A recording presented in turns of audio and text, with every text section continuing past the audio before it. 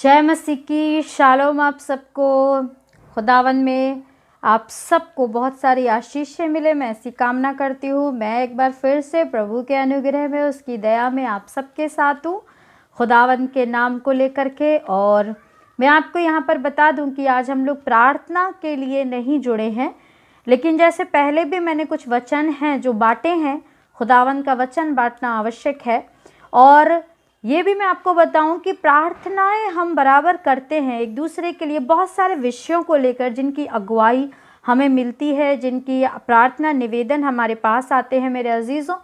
लेकिन प्रभु में हमें प्रार्थना, वचन और उपवास के साथ और स्तुति के साथ बढ़ना है। तो उपवास आप अपने जीवन में प्रभु के सम्मुख ज़रूर रखें, और ये तीनों काम, स्तुति, प्रार्थना और वचन का मनन, आप अपने जीवन में निरंतर करें। मेरा विश्वास है कि बहुत जल्द आपकी प्रार्थना का उत्तर आएगा, और इन तीनों कामों के लिए आप हमारे साथ जुड़े रहें। जैसी प्रभु में हमें अगुवाई हुई है, तो जो जिस विषय के लिए प्रार्थना की जाती है, वचन से भी ज़रूर हम बताएंगे कि खुदावन में फिर कैसे हम लोग सामर्थ्य पाएं। और दूसरी बात कि वो कौन खुदा है, आखिरकार हमने कहाँ से ये सिद्धता पाई है कि वो खुदा सचमुच हमारे संतानों के को लेकर, हमारे गर्भ के फलों को लेकर के सामर्थ्य रखता है, और कहाँ हम ये बातें पाते हैं तो हमारा विश्वास बढ़ेगा। तो मैं कोशिश करूंगी कि जितनी भी प्रार्थनाएं की जाती हैं उनसे जुड़े हुए वचन आपको ज़रूर मिलें, जो सामर्थ्य और विश्वास को बढ़ाएं आपके जीवन में, कि आप जल्द से जल्द अपनी प्रार्थनाओं का उत्तर पाएं।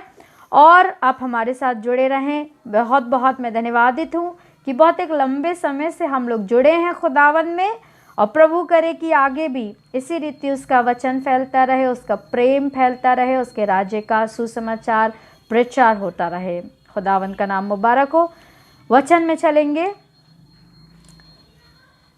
यहाँ पर हम पढ़ेंगे उत्पत्ति की पुस्तक, उसका अध्याय 21 और 21 की पहली आयत, जहाँ पर आप पढ़ेंगे, यहोवा ने जैसा कहा था वैसा ही सारा की सुधि लेकर उसके साथ अपने वचन के अनुसार किया। सारा अब्राहम से गर्भवती हुई। खुदावन का कलाम मुबारक है। प्रार्थना में चलेंगे। धन्यवाद हो कुदूस, कुव्वत वाले, कुदरत वाले खुदावन खुदा, एक बार फिर से अद्भुत, पराक्रमी, अनुग्रहकारी खुदावंद, आपके सिंहासन के पास आती हूँ प्रभु यीशु मसीह के सामर्थ्य नाम में आती हूँ खुदावंद, बड़े विश्वास और समर्पण के साथ खुदावंद, उस अधिकार में जो आपने दिया है पिता।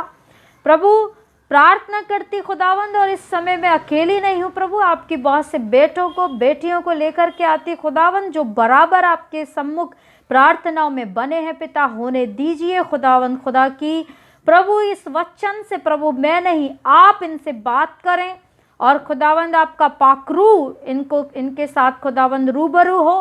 प्रभु यीशु मसीह इनके साथ हाजिर हो खुदावंद, और आप बात करें प्रभु की इनकी आत्मा प्रफुल्लित हो, इनका सामर्थ्य बढ़े, इनका विश्वास बढ़े, और वो सामर्थ्य आए जो आपकी महिमा हो खुदावंद इन सब के जीवन में, हमारे जीवन में।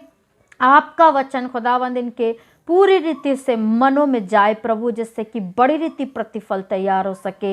यीशु मसीह के सामर्थ्य नाम में प्रार्थना को बांधती प्रभु आपकी वेदी के पास पिता, इसे अपने बड़े दया में और बड़े दिल में इसे सुने और ग्रहण करें।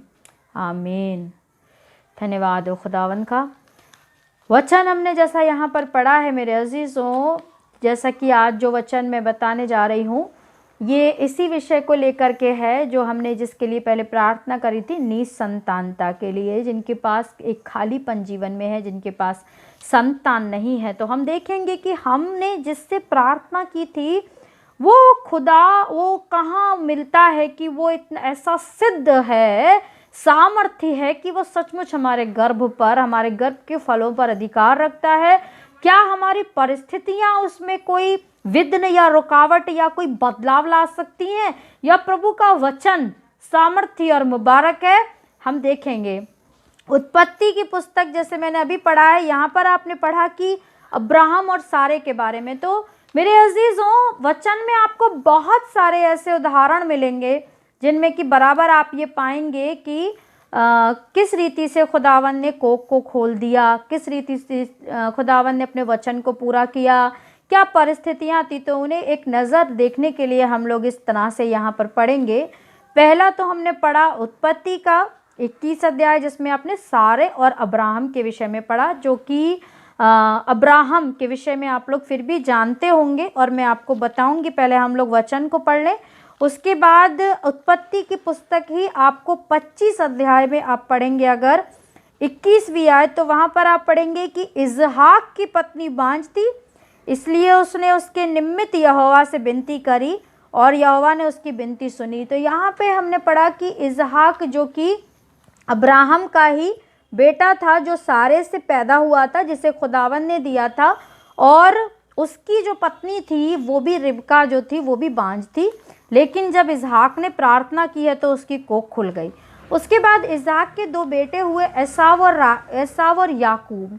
याकूब की पत्नियों के विषय में यहाँ पे बताया गया है, जैसा कि मैं बता दूं आपको, याकूब ने राहेल से विवाह करने के लिए 7 वर्ष अपने मामा के घर में सेवा की थी। लेकिन उसके मामा ने क्या किया कि राहेल की जगह उसकी बड़ी बहन को लिया को विवाह कर दिया। तो याकूब ने राहेल के लिए फिर से 7 वर्ष वहाँ पर सेवा करी। तो दोनों बहनों के लिए 14 वर्ष कुल उसने अपने मामा लाबान के यहाँ पर सेवा करी। और 14 वर्ष के बाद मेरे अजीजों, जब राहेल उसके जीवन में आई और उसकी विवाह हुआ, तो आप समझ ही सकते हैं कि उसे लिया जो है वो अप्रिय सी लगी। राहेल पर उसकी जो प्रीति थी वो अधिक रही, क्योंकि राहेल को वो पहले से प्रेम करता था। तो यहाँ पर भी आप पढ़ेंगे उत्पत्ति 29 अध्याय में, यहाँ पर आप देखिएगा 31 वचन में आप पाएंगे, जब यहोवा ने देखा कि लिया अप्रिय हुई तब उसने उसकी कोख खोली, पर राहेल बांझ रही, अतः लिया गर्भवती हुई और उसके एक पुत्र उत्पन्न हुआ। आमीन, हालेलुया। देखिए खुदावन कितना भला है। उसे प्रभु ने देखा जो अप्रिय हुई थी, जिस पर नज़र नहीं हुई थी, उसके शोक उसके कलेश पर प्रभु ने नज़र करी। उधर सारे को लोग, वो बूढ़ी थी, खुदावन ने अब्राहम से वादा किया था, वाचा बांधी थी, और इतने बुढ़ापे तक वो लोग चलते रह रहे हैं, लेकिन खुदावन ने सारे के ऊपर नज़र की, उसकी वो तमाम कलेशों पर जो उसे मिले थे, क्योंकि वो बांझ थी और उसके पास संतान नहीं थी। उसकी जो दासी थी हाजिरा, जिस रीति से उसे चिढ़ाती थी, उसके ऊपर एक प्रभुता दिखाने लगी थी, वो सारे कलेशों पर नज़र करी। और यहाँ पर उसने लिया पर नज़र करी, क्योंकि लिया अप्रिय हुई। अब हम देखेंगे पहला शमूएल का पहला अध्याय, जहाँ पर आप पाएंगे पहले अध्याय की 5वीं वचन में, 5वीं आयत में, जहाँ पर लिखा है कि परंतु हन्ना को वह दूना दान दिया करता था, क्योंकि वह हन्ना से प्रीति रखता था, तो भी यहोवा ने उसकी कोख बंद कर रखी थी। हालेलुया।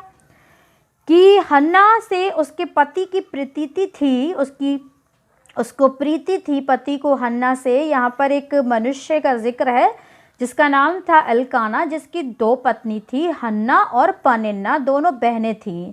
लेकिन बहनों में भी आपस की बातों को लेकर के एक जलन, एक ईर्ष्या थी, एक आपस में ऊंच नीच का वहाँ पर माहौल था। और हन्ना की कोख यहोवा ने बंद कर रखी थी, यहाँ पर लिखा है। यहाँ पर भी आप देखिए, क्योंकि अल्काना का प्रेम जो था वो हन्ना की ओर था और हन्ना की कोख बंद की हुई थी यहोवा ने।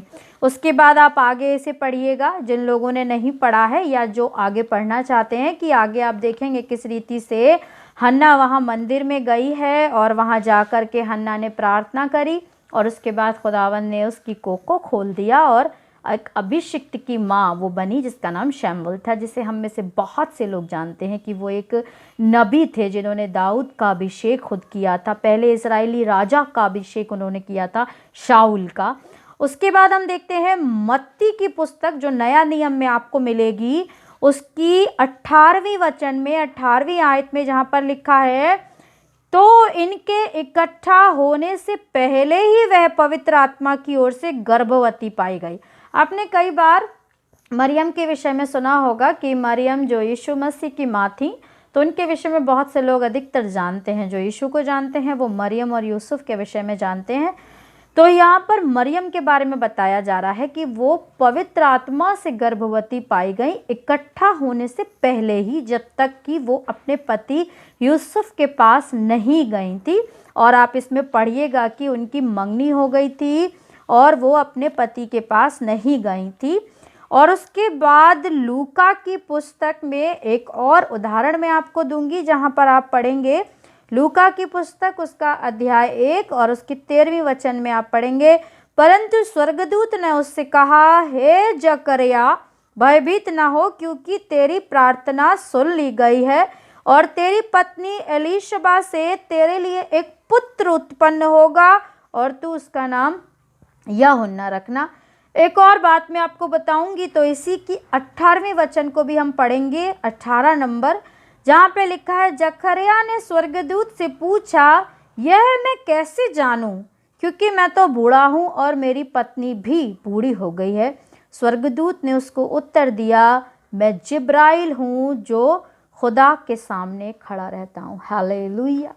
यहाँ पर मैंने कुछ कैरेक्टर्स आपके सम्मुख पढ़े हैं, जिसमें से पहली कैरेक्टर है सारा, जिसका नाम बदल के सारे किया गया, जो अब्राहम की पत्नी थी, जिसे खुदावन ने ये वाचा बांधी थी कि तू कई राज्यों का, कई जातियों का तू पिता ठहरेगा, मैं तुझसे एक बहुत बड़ा राज्य, एक बड़ी जाति बनाऊंगा। और खुदावन ने बखूबी अपने वादे को उनके बुढ़ापे में भी पूरा किया। खुदावन चाहता तो जवानी की दशा में भी सारे की को खोल सकता था, लेकिन खुदावन को इश्माइल का भी था। और दूसरी बात कि बुढ़ापे तक जो उनका सफ़र था, उसमें ये एक खुदावन की ओर से परीक्षा भी थी कि बहुत सारी बातें मेरे अजीज़ों उस वक्त में उन्होंने देखी, जो लोग उनको लेकर कर रहे थे कि अब्राहम इतना आनंदित होकर बोलता था कि खुदावन ने मेरे साथ में वाचा बांधी है, मुझसे एक बड़ी जाति बनेगी। लेकिन लोग क्या करते थे कि तू बूढ़ा है बिल्कुल, तेरी पत्नी को देख, और अभी तेरे पास कितने बच्चे हैं, कहते होंगे कि अभी कितने हैं जो अब बड़ी जाति बन जाएगी।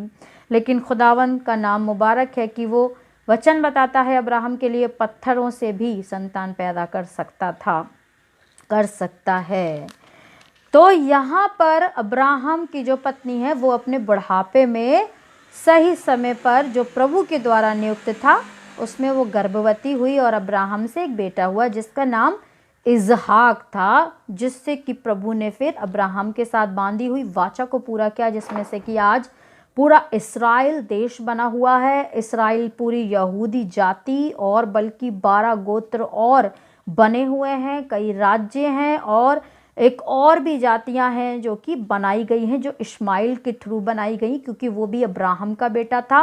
तो यहाँ पर प्रभु ने अपनी वाचा फिर कैसे महिमा के साथ पूरी की है, जबकि बुढ़ापे में, आप ये ध्यान दें। उसके बाद उसी का बेटा इसहाक, उसकी पत्नी की कोख बंद थी, लेकिन प्रार्थना जब करी इसहाक ने, यहोवा ने कोख खोल दी, मतलब खुदा ने ही बंद की थी। उसके पास ही सामर्थ्य है, चाबी है, कुंजी है कि वही कोख को खोल सकता है। फिर आप कितनी भी डॉक्टरी ट्रीटमेंट करा लीजिए, और मैं तो कहती हूँ अगर संतान पा भी लें और खुदावन की योजना नहीं है और बाद में वो चली जाए, या वो आपके पास होकर भी आपकी ना रहे, प्रभु की महिमा के लिए ना रहे, तो संतान का होना और ना होना सब कुछ बेकार और व्यर्थ होता है।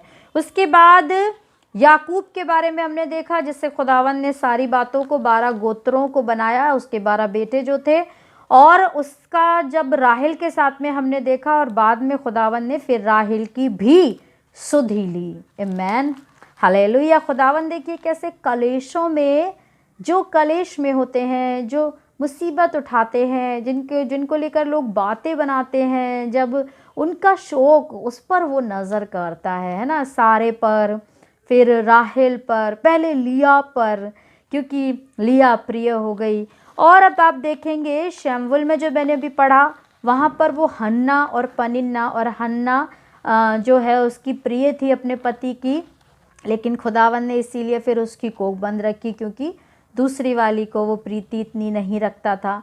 तो खुदावन किस रीति से जो है कलेशों पर हमारी दृष्टि करता है, हमारी मन के विचारों को जानता है, हमारे दुख और दर्दों को जानता है। जो मन के किसी कोने में छुपा हुआ मेरे अजीज़ों दर्द होता है ना, वो भी जो दुनिया को नहीं भी दिखता है, वो दर्द भी जो कि बहुत से लोग नहीं जानते हैं, वो भी खुदावन जो है सुनता है और पूरा करता है। उसके बाद एक और जो मैंने लिया था मरियम का उदाहरण, वो इसलिए कि वहाँ पर आप देखेंगे तो वहाँ तो कोई और मतलब आप देखेंगे प्रभु का इतना बड़ा काम है कि पवित्र आत्मा से ही वो गर्भवती पाई गई, बिना इकट्ठा हुए गर्भवती पाई गई, शरीर में नहीं मगर खुदावन पवित्र आत्मा से भरकर भी हम में से अपने अभिषिक्तों को पैदा कर सकता है, हमारी गर्भ को आशीषित कर सकता है। खुदावन का नाम मुबारक हो, हालेलुया। और उसके बाद एलीशबा भी बूढ़ी थी। तो मैंने ये कुछ यहाँ पर उदाहरण इसलिए पढ़े हैं। पहला तो ये कि खुदा जिससे हम प्रार्थना कर रहे हैं, यहोवा खुदा प्रभु यीशु मसीह जिससे हम प्रार्थना कर रहे हैं, वो पूरी रीति सामर्थी है। वचन हमें एक बार नहीं कितनी ही बार बता रहा है कि वही कोख बंद करने वाला है, वही कोख खोलने वाला है। आप शरीर में दिखने वाले डॉक्टरों पर भरोसा ना रखें, उनकी बातों पर मन ना लगाएं। शरीर में दिखने वाले डॉक्टरों के बातों से आप अपने मन को दुखित ना करें, उदास ना हो, अपनी आशा अपनी उम्मीद विश्वास को ना छोड़ें, ना कम होने दें, पर खुदावंत पर विश्वास रखें।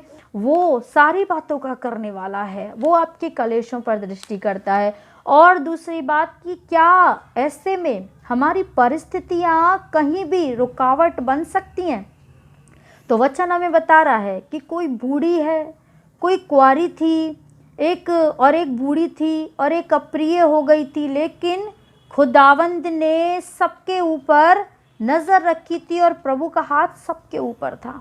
जैसे हमारी जवानी में जैसे प्रभु उजाले का खुदावंद है ना, खुद उजाले का प्रभु है, बिल्कुल वैसे ही मेरे अजीज़ों वो अंधेरे का भी प्रभु है।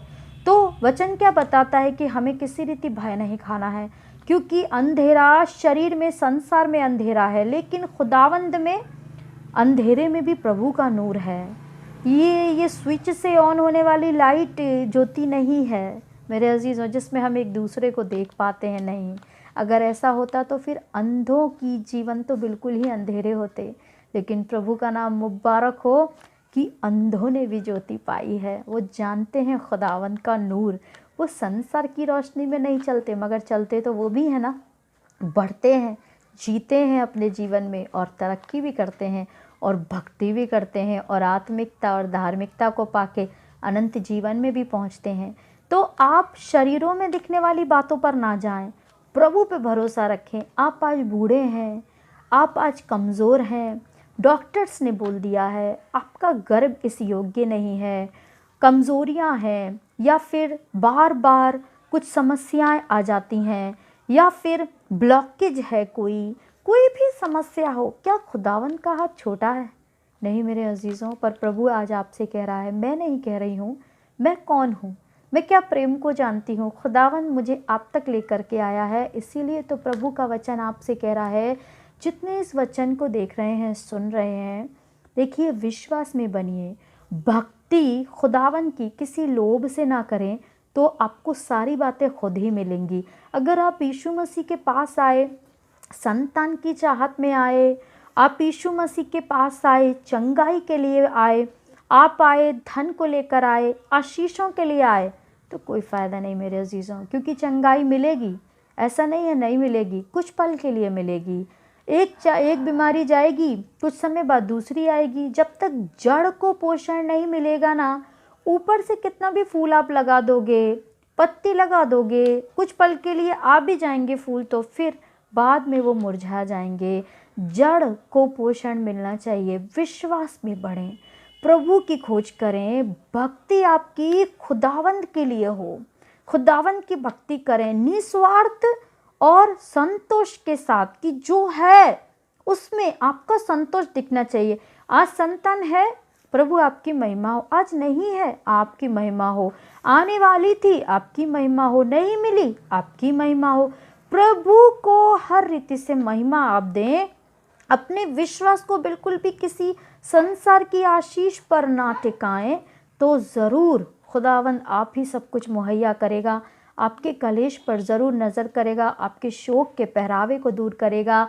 प्रभु का वचन बताता है कि खुदावंद है जो बाँझ को बेटों की दूध पिलाने वाली बनाता है। आप पढ़ेंगे, जब इन चैप्टर्स को पढ़ेंगे, इन स्त्रियों के बारे में पढ़ेंगे, तो इसमें आपको ये वचन मिलेंगे कि खुदावंद ने जब इन्होंने प्रार्थनाएं करी और फिर फल मिलने के बाद इन्होंने आनंद में उसके लिए भजन भी गाया है, गीत भी गाया है, उसकी महिमा की है, तो उसमें साफ आप पाएंगे कि खुदावंद है जो बाँझ को भी बेटों को दूध पिलाने वाली बनाता है। Man hallelujah. और मेरी खुदावंद में प्रार्थना है आपसे कि प्रभु आप सबके जीवन में भी बहुत जल्दी खालीपनों को भरे। और मैं आपको गवाही बताऊंगी कि एक बार नहीं, कई बार मैंने ऐसा सुना है मेरे अजीज़ों, जिनके लिए प्रार्थनाएं की गई हैं, और प्रभु का नाम मुबारक हो कि बहुत से लोगों की प्रभु ने कोख खोली है। सचमुच जैसा बोला गया, खुदावंद ने बोला, हमने नहीं, और प्रभु ने पूरी रीति अपने अभिषिक्तों को इस संसार में बुलाया जो हियाव के साथ उसके नाम को ले सकें। आपको भी खुदावंद ज़रूर उस नूर, उस जलाल से भरे और अभिषिक्त की माँ और बाप होने का आपको गौरव दे। बस प्रभु में मगन रहिए, वचन को बराबर पढ़ें और विश्वास को समय बीतने से खोने ना दें। विश्वास क्या होता है मेरे अजीज़ों? जो अंतिम सांस तक विश्वासी होता है। कहते हैं ना, जान चली जाए मगर ईमान नहीं जाए। ईमान ही तो विश्वास होता है। तो आप अगर आज विश्वास किए, 1 साल काम नहीं हो रहा है, तो आप 1 साल बाद छोड़ देंगे क्या? 5 साल बाद छोड़ देंगे क्या? नहीं ना। देखिए, अब्राहम ने नहीं छोड़ा था ना, जकरिया ने विश्वास किया ना, इसहाक ने प्रार्थना करी, याकूब ने नहीं छोड़ा, राहेल ने 6 साल तक नहीं छोड़ा है। कितने ही लोग हैं। तो विश्वास में बने रहेंगे तो ज़रूर महिमा को देखेंगे। वचन भी कहता है विश्वास में बने रहोगे तो महिमा को देखोगे। विश्वास कर तो तू भी महिमा को देखेगी। प्रभु का नाम मुबारक हो। आप सबको बहुत बहुत धन्यवाद। और मैं एक बार फिर से आप सबकी शुक्रगुजार हूँ। हमारे साथ आगे भी आप ज़रूर से वचनों में, प्रार्थना में और स्तुति के जो गीत भी हम भेजते हैं, ज़रूर बने रहें। खुदावंद के दिए इन शब्दों को जो प्रार्थना में, वचनों में और स्तुति में, गीतों में हम आप तक पहुंचाते हैं, प्रभु का जलाल है, नूर है, अभिषेक है, आशीष है, सामर्थ्य है, इन्हें ज़रूर अपने घरों में, अपने जीवनों में इस्तेमाल करें, चलाएं, सुने, बाँटें, ताकि इससे हमें प्रेरणा मिले और जो प्रभु में बीज बोया जा रहा है वो बड़ा फलवंत हो, प्रतिफल आए। और उस प्रतिफल में मैं एक बार फिर से बताऊं, पहले भी मैंने बोला है, हमारे लिए नहीं पर जितने भी हम सब जुड़े हैं, हम सब का प्रतिफल बनता है। खुदावंद इन सब के लिए, आपके लिए भी एक बड़ा प्रतिफल तैयार करें, मेरी ऐसी शुभकामना है। और हमें, हमारे परिवार को ज़रूर आप अपनी प्रार्थनाओं में याद रखें। जय मसीह की।